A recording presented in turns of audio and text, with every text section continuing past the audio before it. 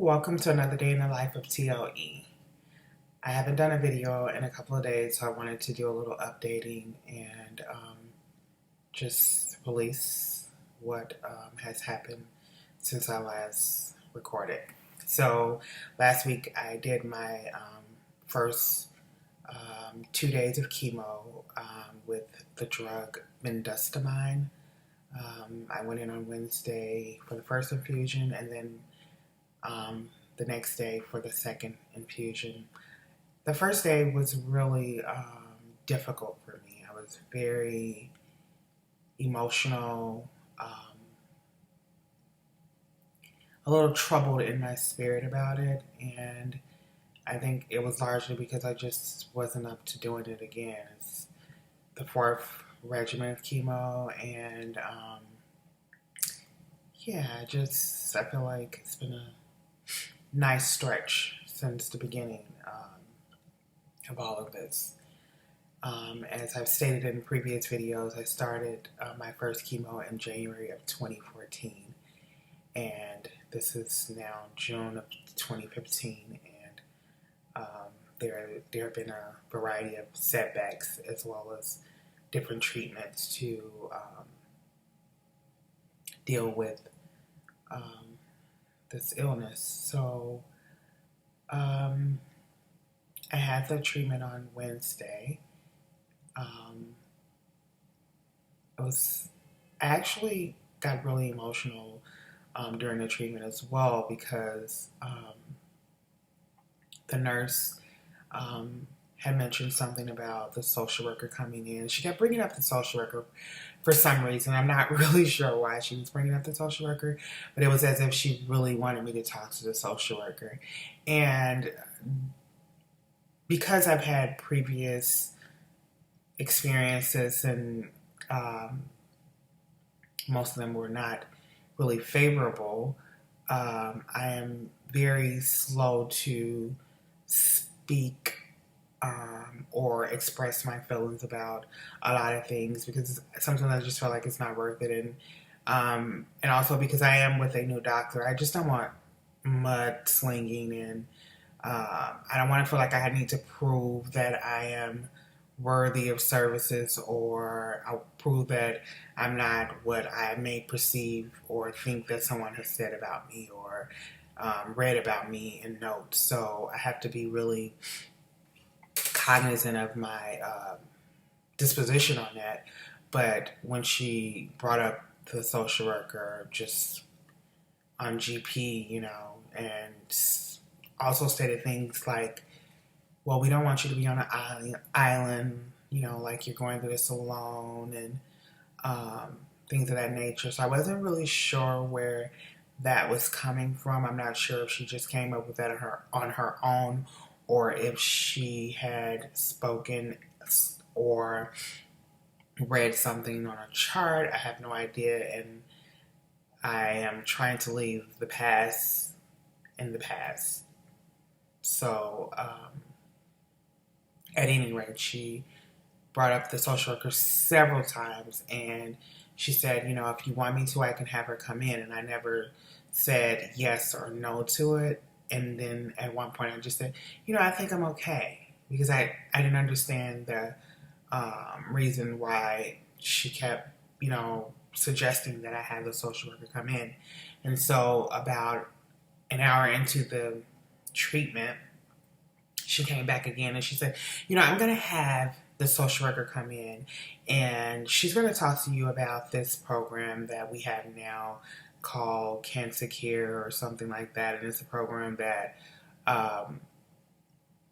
apparently the hospital is connected with an organization that provides meals for up to 4 meals for people with cancer. And so she said, she's going to come in and talk to you. And she was pretty definite or sure about that. And so I was a bit taken by that because I really hadn't prepared myself for that, because sometimes it's a ball game, and sometimes it could be really demeaning and just taxing, and I feel like I have enough going on, and I don't want to have that hovering over me. me in the midst of everything else that I had going on, considering that it was already an emotional day. And so I stayed silent about it, and I didn't say anything, but I should have said, I said that it's okay. I think I'm going to pass on a social worker today because it would have saved me some energy and disappointment as well. But I didn't, so I'm talking about it now. So at any rate, um, she said the social worker was coming in. She's going to talk to me about this program, blah, blah, blah, blah, blah, blah. About 20 minutes later, she arrived again. And I had asked her if she had mentioned something about the the nurse practitioner. And I said, is she coming in? Is the doctor coming in? She said, yeah, they're both coming in.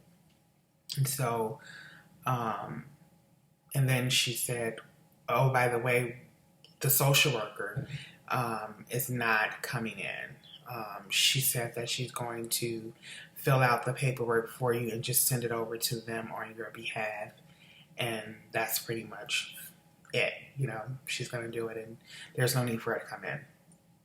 And I said, oh, I didn't think she would come in anyway. And that was it was more of a defense mechanism because I was really troubled because I felt like I didn't understand that whole I don't even understand what happened. I don't know what happened. I don't know.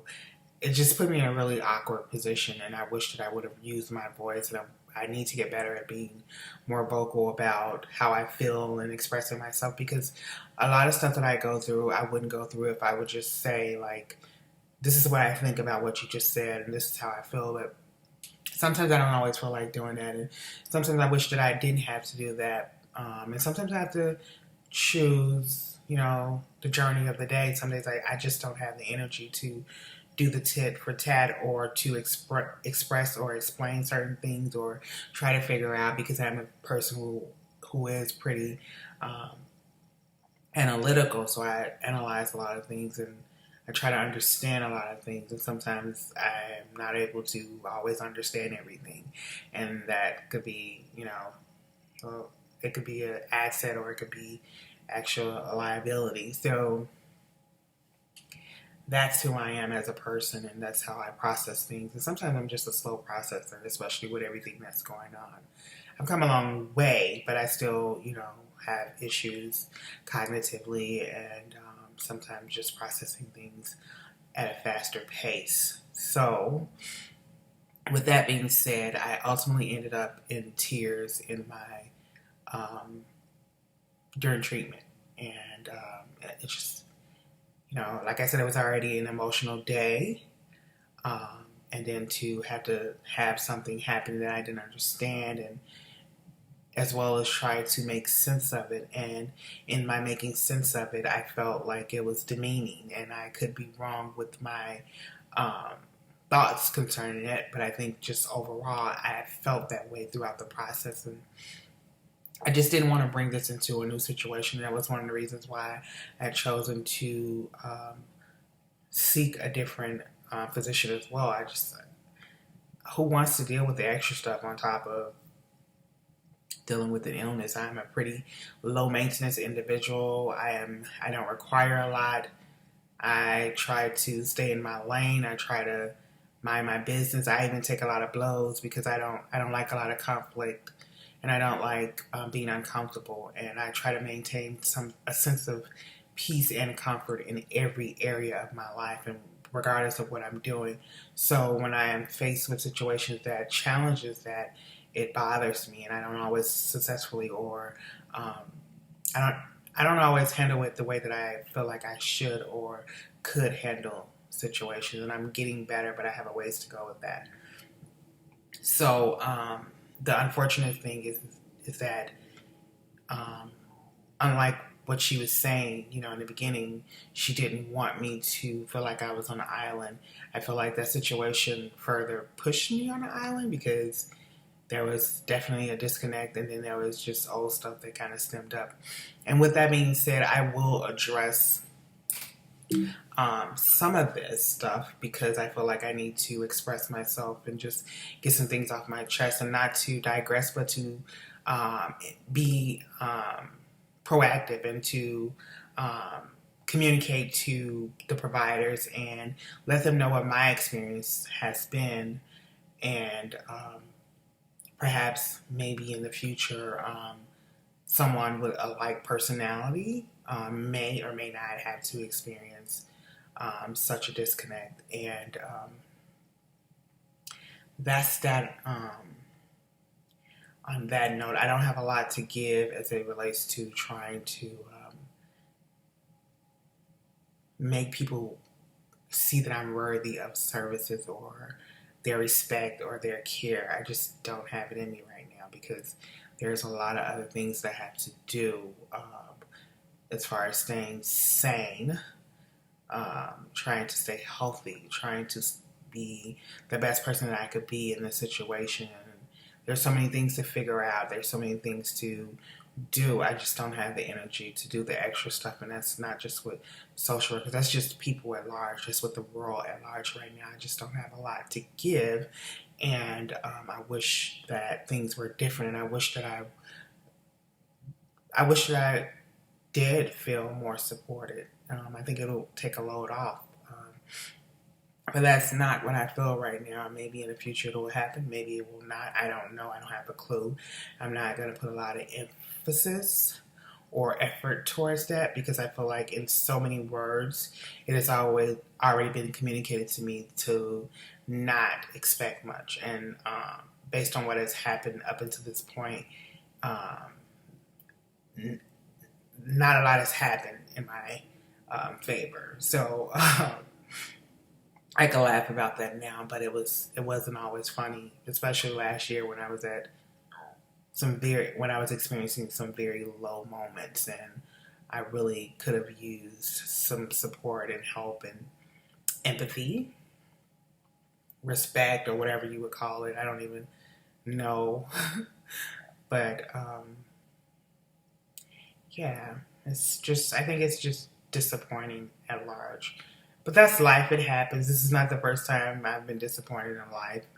I'm certain it will not be the last time. I am disappointed that, being that it's the field of social work, and that, again, I may have mentioned this in a previous video, that they're supposed to meet you where you're at. That's the first rule of social work. And to feel like I have to prove myself, or there is some bureaucracy, or just something that I don't really necessarily understand, or there's this unspoken power dynamic, I would say, there, if I was to try to call it, as well as a very big disconnect. And I can't necessarily say why that's in place, but if I was to try to make sense of it, that's what I would say. And that's that. I'm going to just talk more about the actual treatment. And so, so far, the side effects that I've had has been a lot of nausea, and I've been pretty nauseous the last couple of days. I was told that it doesn't affect a lot of people. A lot of people do not necessarily deal with those side effects, but unfortunately my stomach is a little weird. It has a mind of its own, and it does what it wants to do. And so even after taking a drug that was supposed to last for 3 days to prevent me being nauseous, I still have bouts of it, and some days were worse than others. And I'm getting a lot better. I'm also struggling with some stuffiness and some other things, just being pretty fatigued right through here, and a lot of dizziness. And I think those are the biggest side effects that I'm having currently. So overall, in comparison to ABD and ice, the side effects are not as bad. I would say they were probably equal to brentuximab. Actually, I think I'm actually a little more nauseous with this drug than I was with the brentuximab. I was with the brentuximab too, but it wasn't as intense, and it wasn't just like the waves through your stomach and you just feel like you have no control over anything. So yeah, if I was to compare the two, I'm hoping that I can get through this treatment without a lot of toxicity and just setbacks with this one. It's been a long journey, as I've stated before, and I'm looking forward to getting to the end of this road successfully. And that's that. I talked briefly with the doctor, and he's basically wanting to do like 9 weeks of treatment and possibly radiation, and then if all goes well and I'm cancer free, he wants to focus on doing the stem cell transplant. I'm also tapering down on the prednisone, so I'm like at 17.5 right now. And in the beginning, I was really sluggish, really tired, experiencing some chest pains, and of course some shortness of breath, but it's gotten a lot better over the last couple of days. I don't know if my body is just getting used to the change or whatever the case may be. I'm grateful for that, and I hope that I'm able to completely wean off of it. Taper off of it, and I'm hoping to not have any setbacks with my lungs, and that's that. So overall, I'm in a better place.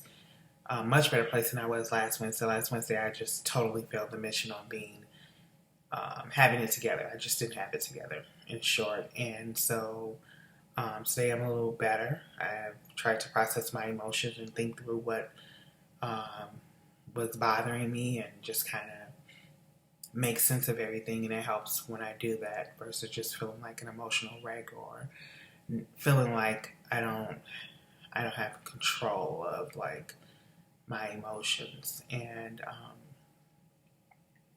so I'm really grateful for that. I'm really grateful for good people, and again, the people that are in my life, that are helping me, that are encouraging me, that are supporting me. That feels good, and I don't take that for granted, because most of the people that are supporting me at this time in my life are fairly new people in my life, and they certainly do not have to support me. I don't have anything vested. They're not. They haven't been around years, haven't invested in relationships, and so I'm extremely grateful for these people. I really don't know what I would have done without their kindness and generosity and just support overall. I'm really grateful. And yeah, I try to take the good with the bad.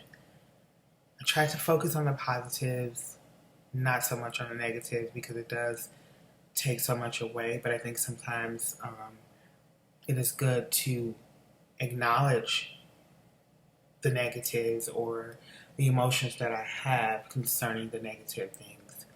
But it is equally important to use your power over every experience and take control over your thoughts and emotions, and persevere. And I'm going to end this because I've definitely went a little longer than what I was anticipating. Until next time, thank you.